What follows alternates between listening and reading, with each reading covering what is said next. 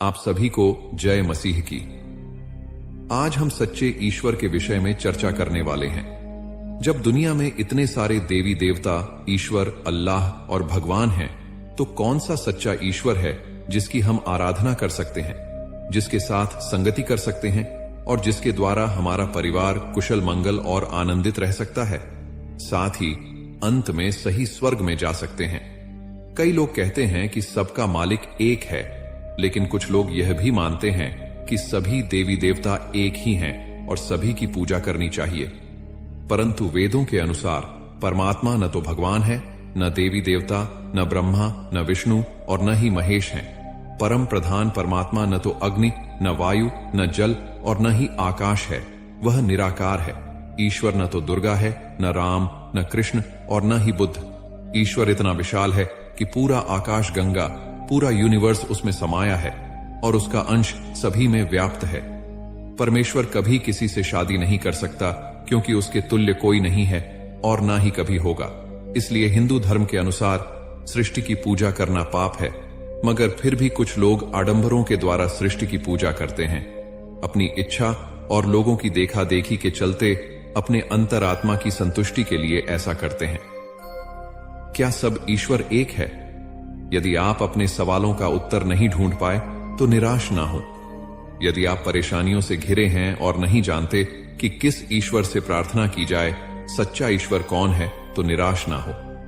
आपने यह बातें तो बहुतों के मुंह से तो ही सुनी होगी कि सभी धर्म एक ही हैं, सभी भगवान एक ही हैं।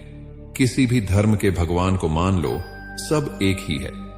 यदि यह विचारधारा सही है तो फिर हर एक इंसान की परेशानियां खत्म हो जानी चाहिए, क्योंकि सभी किसी न किसी भगवान में आस्था रखते हैं। पूजा पाठ, भक्ति साधना, कीर्तन, जागरण, इस देश में हर एक व्यक्ति किसी न किसी ईश्वर की साधना तो करता ही है।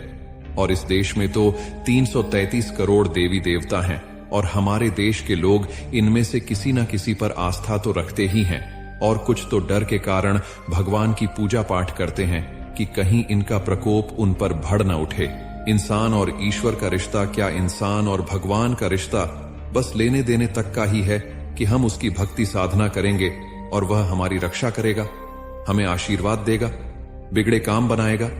क्या यह सच्चाई सच्चे ईश्वर की है, या यह विचारधारणा हमारे समाज की है, जिसने सच्चे ईश्वर की परिभाषा अपने लिए पहले से बनाकर रखी है?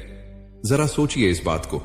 यदि सच्चा ईश्वर भला है और हमसे प्यार करते हैं, तो कैसे वह हम पर क्रोध कर सकते हैं? यदि ईश्वर हमसे प्रेम करते हैं तो वह कैसे हमें दंड दे सकते हैं? क्या उनका मनुष्य के ऊपर क्रोध करना और दंड देना उन्हें सच्चा ईश्वर बनाता है?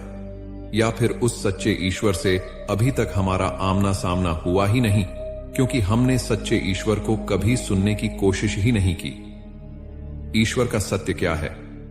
सत्य यह है कि एक ही सच्चा ईश्वर है, जिसने आकाश और पृथ्वी को बनाया और केवल मनुष्य को अपने स्वरूप में बनाया।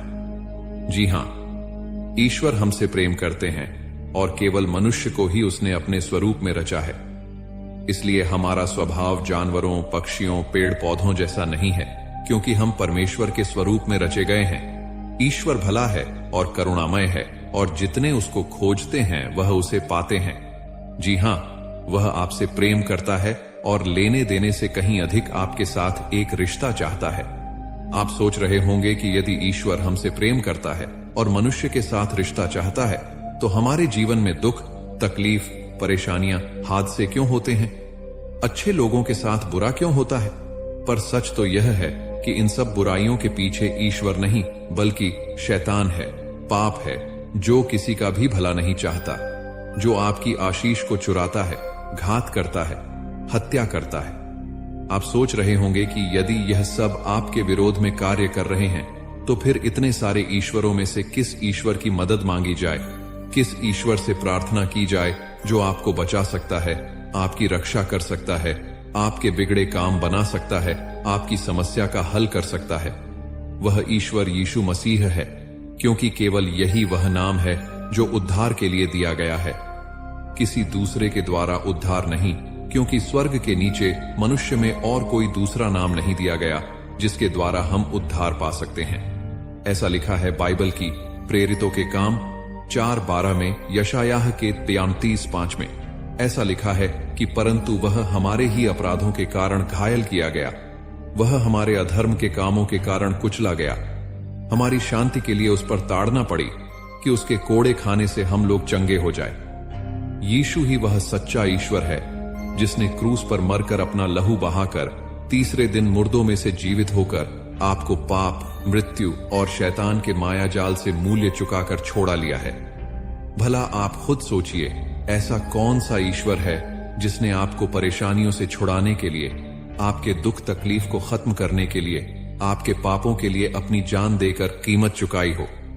आपकी कीमत चुकाने वाला तो कोई नहीं, पर आपसे कीमत लेने वाले बहुत से आए होंगे।